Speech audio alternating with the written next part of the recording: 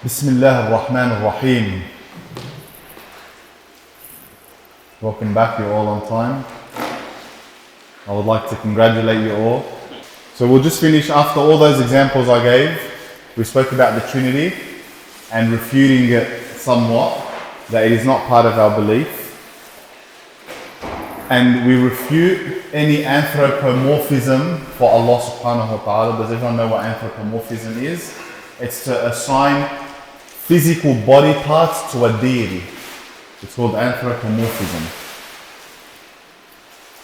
So Allah subhanahu wa ta'ala says, and we have built the heavens with strength, but it uses the word aid, hand.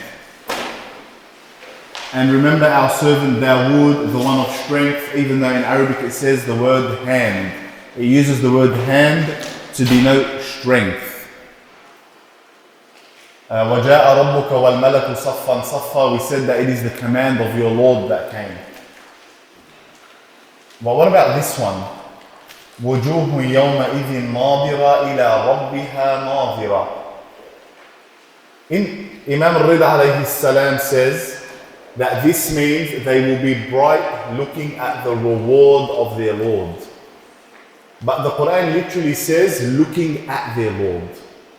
وَجُوهٌ يَوْمَئِذٍ نَاظِرَةٌ إِلَىٰ رَبِّهَا نَاظِرَةٌ. That it is looking at its Lord. But the Imam says that it is looking at the reward of its Lord. Why didn't the Quran just say that? That's a pretty good question, right? Why didn't the Quran say that faces on that day, which day? The Day of Judgment.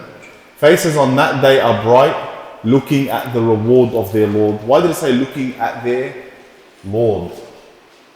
This is the miracle of the Quran. We have a thing in Arabic grammar, it's called hadaf and taqdeer. That the Arabs, to become eloquent, they used to remove words from the sentence. خير الكلام ما قل ودل. Balagha, eloquence. That the best of speech is that which is short and to the point. That is Arabic eloquence. And in English it's the same. And if you can use a small sentence to convey the meaning rather than a large sentence, the smaller and more meaningful your sentences are, what does that mean? It means you are eloquent. So instead of Allah subhanahu wa ta'ala saying here in Arabic, this is what he says. He says, وَجُوهٌ يَوْمَئِذٍ نَاظِرَةٌ إِلَىٰ رَبِّهَا نَاظِرَةٌ. That's eloquent. According to all grammatical rules, that's of the highest eloquent. But if he was to add looking at the reward of its Lord or the giving of its Lord, he would say, وَجُوهٌ يَوْمَئِذٍ نَاظِرَةٌ إِلَىٰ جَزَاءِ رَبِّهَا نَاظِرَةٌ أو إِلَىٰ عَطَاءِ رَبِّهَا نَاظِرَةٌ. This word is unnecessary. It makes the sentence too long and it becomes not very eloquent. So the Arabs understood that looking at its Lord means looking at the mercy of its Lord, the blessing of its Lord, the reward of its Lord, the power of its Lord, without actually having to state these things. And we'll use another example in the next page here. Sheikh, can we go to the next page, please? Allah subhanahu wa ta'ala says, and whoever is subjected to my anger has certainly fallen. Imam al-Sadiq alayhi salam says, the anger of Allah is his punishment and his pleasure is his reward. That Allah, when it says the anger of Allah, what does this mean? Does this mean the way we get angry? And is Allah subhanahu wa ta'ala, wal-'iyadhu billah, this doesn't apply to him, but imagine he's walking around the heavens, yelling and screaming and banging his fist on a wall, sorry. And is that what he means by anger? And he's deeply upset and he's got some sort of anxiety, and to control his anger he needs a self-help book.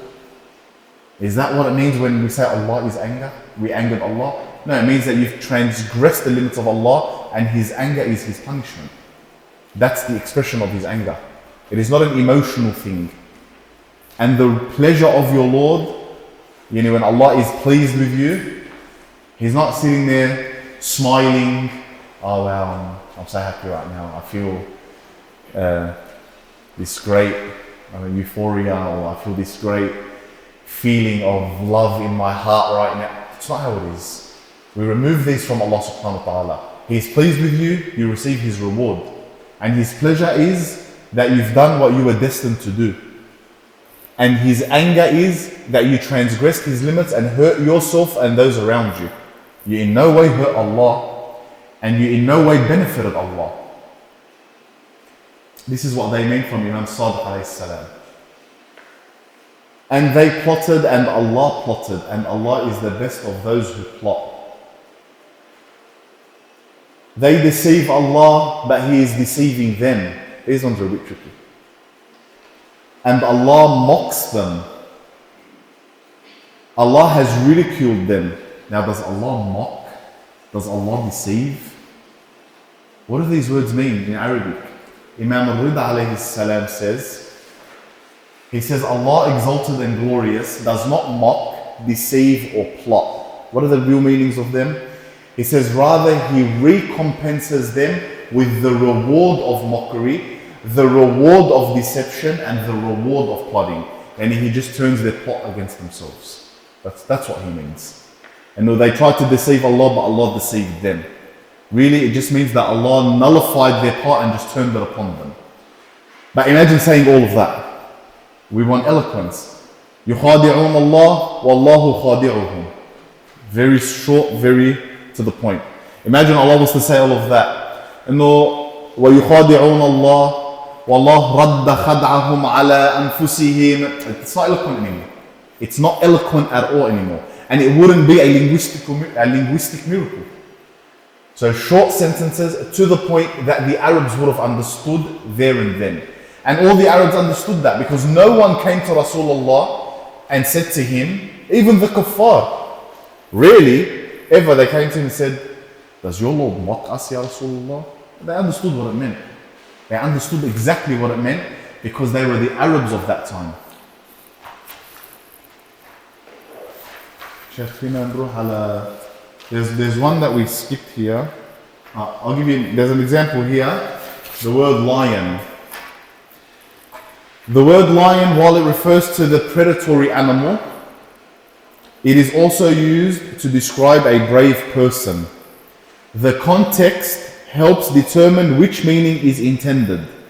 If someone says, I saw a lion in the zoo, the animal meaning is implied. You know, if someone says, Wallah, I was at the zoo and I saw a lion. You tell him he saw an actual physical predatory animal. But if they say, I saw a lion throwing, here the word Arabic throwing means shooting, maybe throwing a bow or throwing a spear. I saw a lion throwing. It refers to a brave person in battle. And the context helps us. When we say, for example, Aliyun Asad, Ali is a lion. What do we mean by, and we can understand by the context exactly what we mean what characteristic of the lion we want as well. The bravery, obviously. And really, what does a lion do?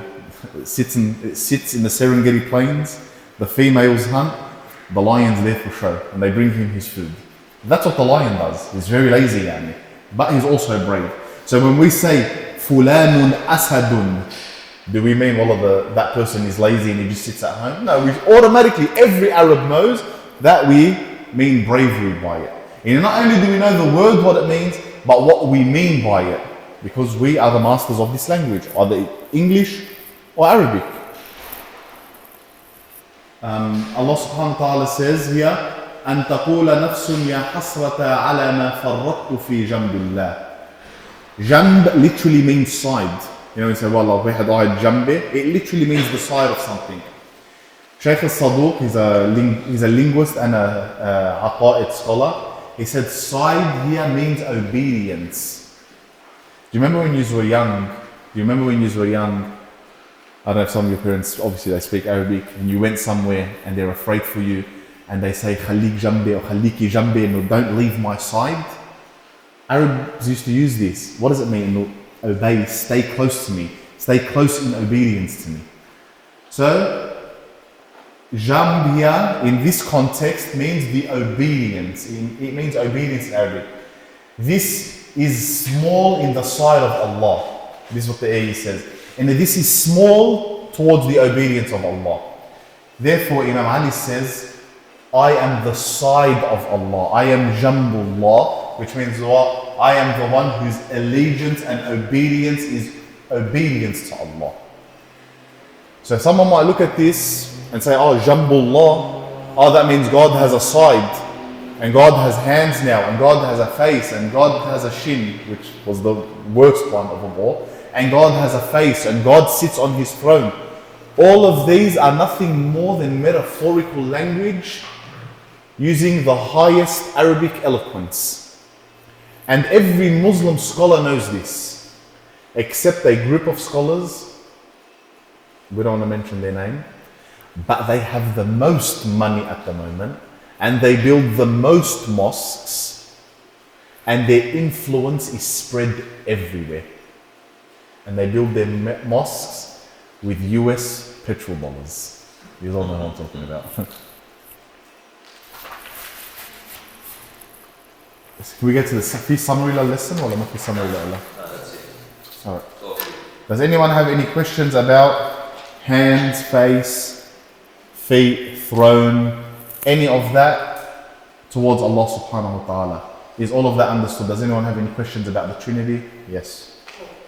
Okay, so it's not a question, it's more of just pointing it out. Yeah. The Quran has been made so perfect, and in order to, it's perfect. It's perfect. That's right. We have to understand that the surah beforehand and afterhand interconnects with the one that you're reading, and for us to be aware that different verses are going to refer to each other. So for you to see a metaphor, you have to use your brain and think, okay, I've heard this before in a different context. How are we going to put these both together and think correctly about this? So instead of just reading it as if it's black and white, use your brain to bit, read the whole Quran, and then actually think about what this God is saying. Good. Someone's been listening in class. So that is a principle of tafsir. What Rose just said now is a principle, it is an established principle on how to understand the Quran. So I'll go through a couple just to add to that. In understanding the Quran, first and foremost, we need to understand Arabic. But not the Arabic we speak today. Absolutely not. We need to understand the Arabic that was spoken in 7th century Arabia by the tribe of Quraysh. Because the Quran came to Sayyidina Muhammad and he was from the tribe of Quraysh, and they were the dominant tribe in the Meccan region. So the Quran came down in their dialect even. Some scholars say that. So we need to understand 7th century Arabian, Qurayshi, Hijazi Arabic. Al-Hijaz is the whole area of Mecca and Medina and that. So not the Arabic we speak today, not the Arabic we speak to our mums and dads and our brothers and sisters. That's completely different. That is watered down Arabic, or this Arabic has been culturally mixed with, I don't know, maybe Persian, maybe a bit of Assyrian. God knows what it's mixed with. There's languages that get mixed with over time. One example, if you go to Iraq and tell them rice, riz, you know it as riz. They call it timman. Timman, mazboot. Do you know why they call it timman? Because the company, it was a British company. تعرفي ليش؟ اسم الشركة. بس كمان قالوا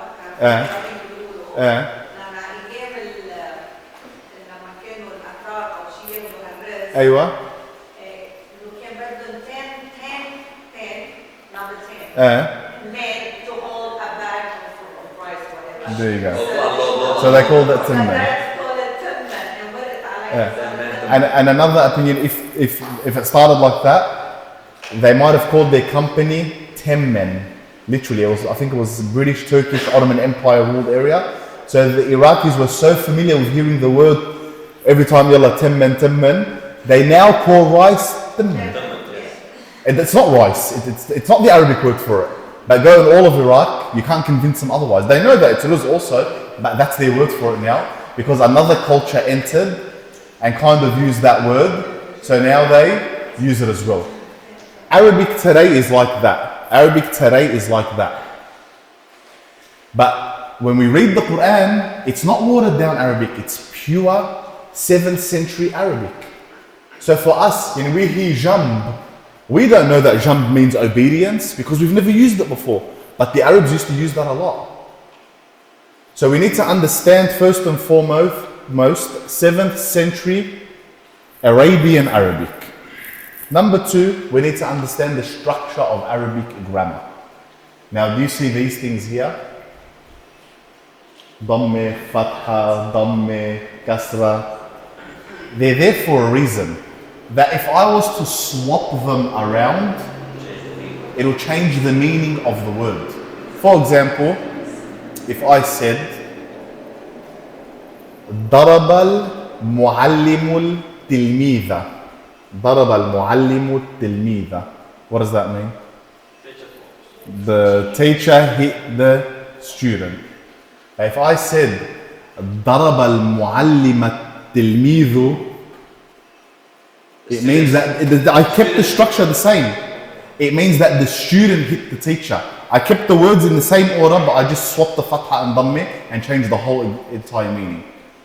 But a lot of us don't know that. We think they're just there, they're there for fun. No, it's a damme. Damme is cute. Why not put it here? You know, felt cute, might delete later.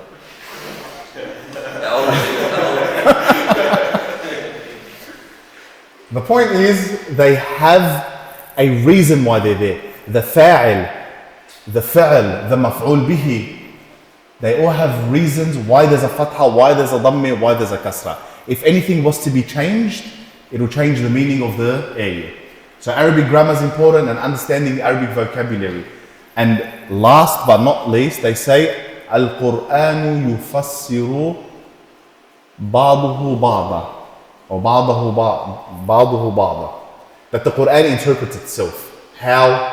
By reading the whole entire Quran, connecting all ayat of a certain subject together, right? So if we're talking about Judgment Day, we'll go through the whole Quran, gather all the verses of Judgment Day, put them in order of revelation, break them down grammatically, and now we can understand what the Quran is telling us. When it speaks about God, same thing. When it speaks about the prophets, same thing. So we can't just be like, oh yeah, let's see what the Quran says. Today I want to see a Quranic teaching. I open up the Quran, I get one sentence. Okay, that's my teaching for today. The Quran doesn't work like that. That's why you see all of these ayat are speaking about a specific subject.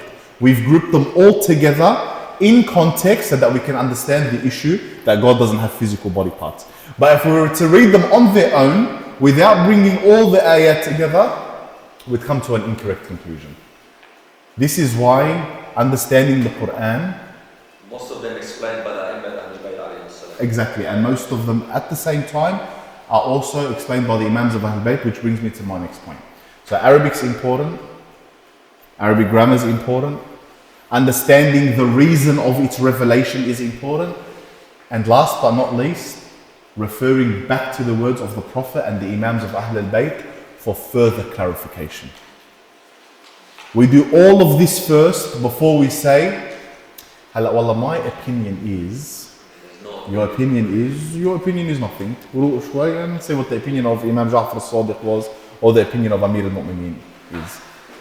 When I'm with my teacher, I think I have maybe 1 to 2% of his knowledge.